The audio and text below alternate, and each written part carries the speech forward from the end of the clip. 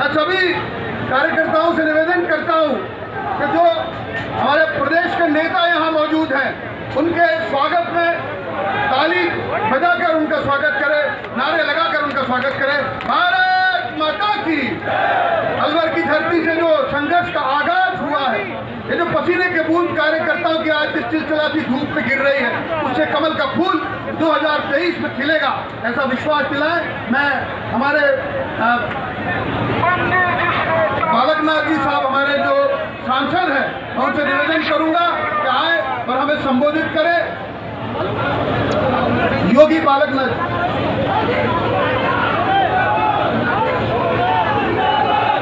मंजीत चौधरी जी हमारे विधायक हैं, उनसे मैं निवेदन करूंगा कि पहले मना कर रहे थे भाषण देने को, लेकिन देना ही है राजेंद्र जी का आदेश।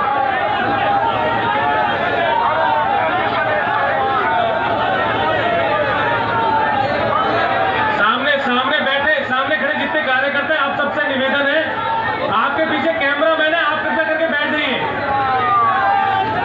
जितने भी युवा मोर्चा के साथी खड़े हैं, जितने भी युवा मोर्चा के साथी खड़े, कृपया बैठ जाइए।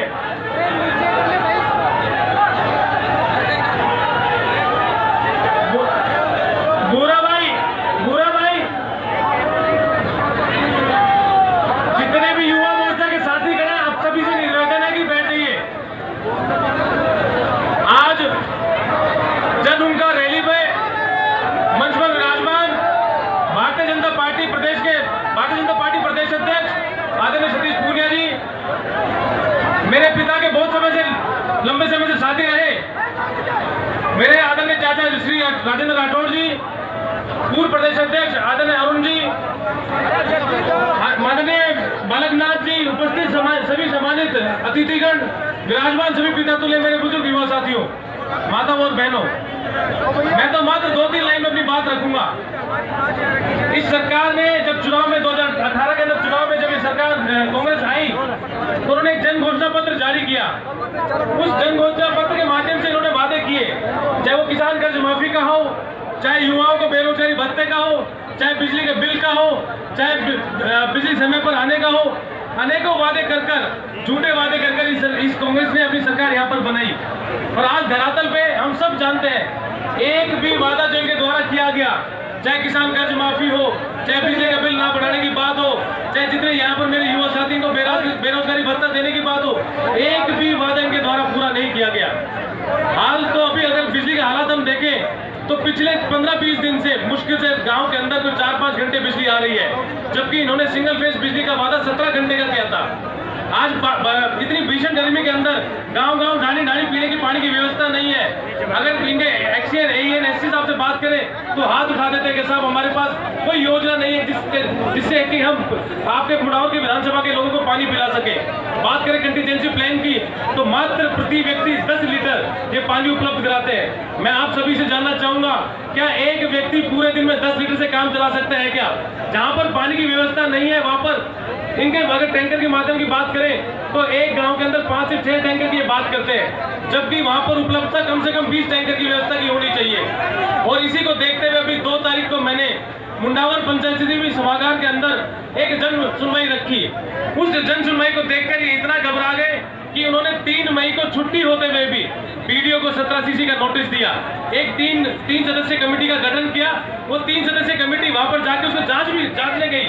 उसी दिन छुट्टी वाले दिन वहां पर पहुंचे और उसके बाद उन्होंने मेरे को एक लेटर दिया, मुझे भी आदेश कि आपने किस तरीके से किस हिसाब से आपने ये जन सुनवाई रखी। तो मैं आपके माध्यम से कहना चाहूंगा कि इस सरकार ने 3.5 साल में एक भी विकास का कार्य नहीं किया। हमारे यहाँ के मंत्री पूर्व में जो भारतीय जनता पार्टी के समय के अंदर जो कार्य हुए उनके उद्घाटन करके आते हैं। मेरे पिता स्वर्गीय श्री धर्मपाल चौधरी जी के अनुशंसा पर जो विकास कार्य हुए उनके उद्घाटन करते हैं। और जब वहाँ पर मुंडावा के लोग उनसे विकास की बात करते हैं तो ये कहते हैं भाई तुमने गलती करी 2018 के अंदर, तुमने भारतीय जनता पार्टी का विधायक चुना, अगर तुम कांग्रेस का विधायक चुनते तुम्हें बहुत सारा विकास मिलता। तो इस मंच के माध्यम से आप सबसे आज निवेदन करना चाहूंगा कि जब 2023 के अंदर हम चुनाव के अंदर जाए तो क्योंकि आने वाले समय के अंदर भारतीय जनता पार्टी की सरकार बनेगी और 2023 के अंदर जब हम चुनाव के अंदर जाएं तो भारतीय जनता पार्टी के सभी 11 उम्मीदवारों को आप कमल के निशान का बटन दबाकर यहाँ से जिताएं, जिससे जिस पूर्व की तरह आने वाले समय के अंदर 2023 से 2028 के अंदर जब भारतीय जनता पार्टी की सरकार वापस एक बार पुनः बनेगी तो विकास की गंगा पिछली सरकारों की तरह वापस बहेगी। आप सभी ने मेरे को सुना और पूरे मंच ने मेरी तरफ ध्यान दिया, उसके लिए आप सभी का बहुत बहुत आभार। जय हिंद, जय भारत।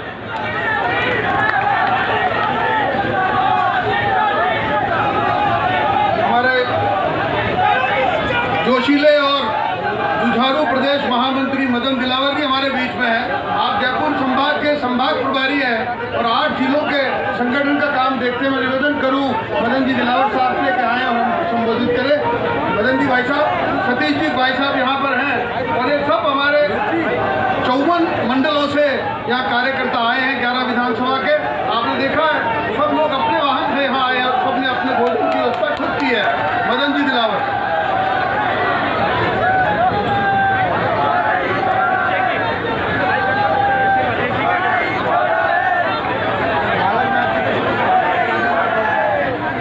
भारत माता की, भारत माता की, भारतीय जनता पार्टी जिंदाबाद, भारतीय जनता पार्टी जिंदाबाद, भारतीय जनता पार्टी जिंदाबाद।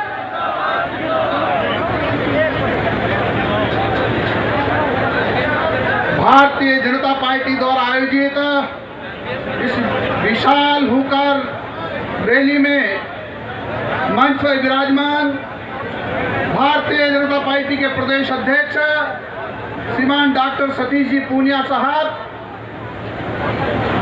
विधानसभा में प्रतिपक्ष के नेता अरे भैया आप लोग बैठ जाओ। श्रीमान राजेंद्र सिंह जी राठौड़ साहब, भारतीय जनता पार्टी के प्रदेश महामंत्री श्रीमान भजन लाल जी, भारतीय जनता युवा मोर्चा के प्रदेश अध्यक्ष श्रीमान हिमांशु जी, महिला मोर्चे की प्रदेश अध्यक्ष बहन अलका जी, पूर्व प्रदेश अध्यक्ष श्रीमान अरुण जी चतुर्वेदी साहब, भारतीय जनता पार्टी के अलवर जिले के जिलाध्यक्ष श्रीमान संजय जी, श्रीमान बलवान जी, यहाँ के लोकप्रिय सांसद श्रीमान बालकनाथ जी, यहाँ के माननीय विधायक श्रीमान संजय जी, श्रीमान चौधरी जी और मंच पर विराजित सभी महानुभाव और दूर दूर से पधारे हुए सभी यहाँ उपस्थित महानुभाव, भाइयों और बहनों और मित्रों, आप सब लोग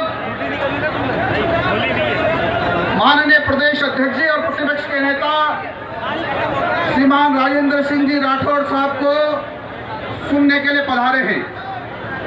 इसलिए मैं आपके बीच में ज्यादा समय बाधक नहीं बनने वाला हूं। मुझे 2-3 निवेदन करना है।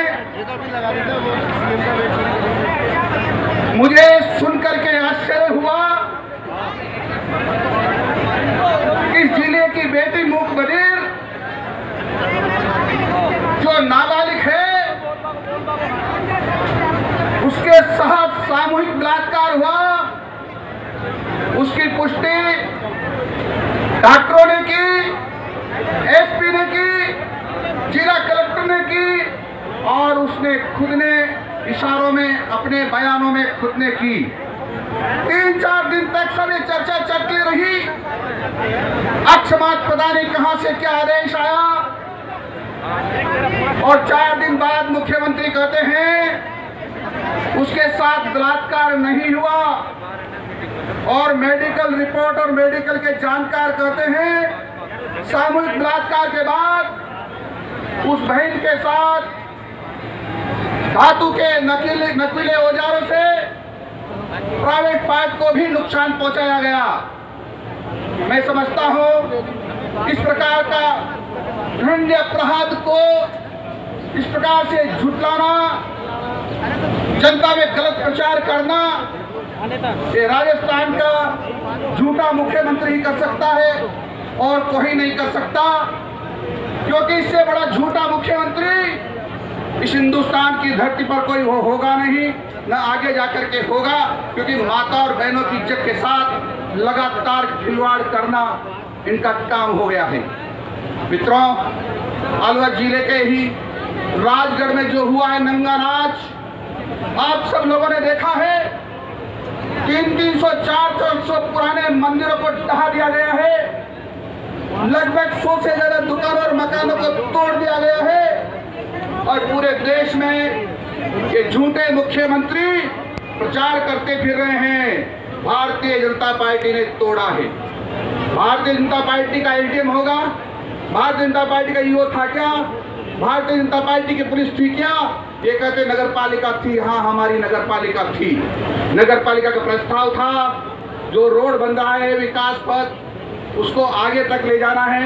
न उसमें किसी का मकान टूटता था, न किसी की दुकान टूटती थी, न मंदिर टूटता था, लेकिन औरंगजेब, अकबर और मोहम्मद गजनी जैसे आक्रांताओं की तरह इस दुष्ट ने इन मंदिरों को तोड़ा है। भगवान कभी माफ नहीं करेगा।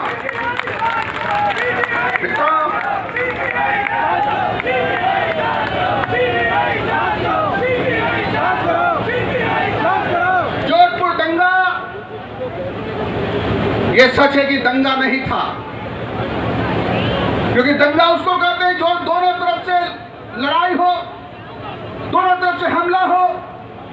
एक तरफ से हमला था, और जैसा आज टीवी पर देखना एक वीडियो वायरल हो रहा है, उस वीडियो में पुलिस वाले भी कह रहे हैं, सीआईडी के मेंबर भी इस बात को कह रहे हैं कि वहां पर प्रसिद्ध क्रांतिकारी बिरसा जी का जो स्टेचू लगा हुआ था, उस पर इस्लामी झंडा लगा दिया, और जब उसका फोटो खींचने लगे, वीडियो बनाने लगे, तो 10-15 लोगों ने उस पर हमला किया। फिर 40 लोग हुए, फिर 200 लोग हुए, और फिर 300 लोग हुए, और उनको हमला किया। फिर मीडिया वालों पर हमला किया, और वो प्रत्यक्षदर्शी कह रहा था मैं यहाँ का रहने वाला हूँ, मैं 50 लोगों को जानता हूँ, ज़्यादा को नहीं जानता। और जो 300-400 लोग थे वो बाहर के थे, लंबे लंबे थे, पता नहीं कहाँ से मंगाए गए थे। एक पुलिस वाला अपना वक्तव्य दे रहा था, वो कह रहा था, उससे पत्रकार ने पूछा ये चूक थी या भूल थी?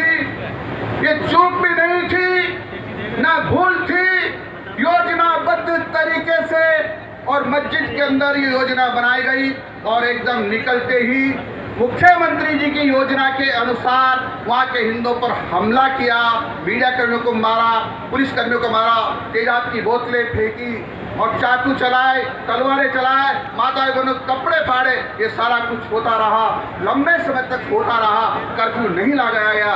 जब आतंकवादी ये हरकतें करते करते थक गए, तब मुख्यमंत्री जी ने वहाँ कर्फ्यू लगाया गया। मैं कह सकता हूँ कि आतंकवादी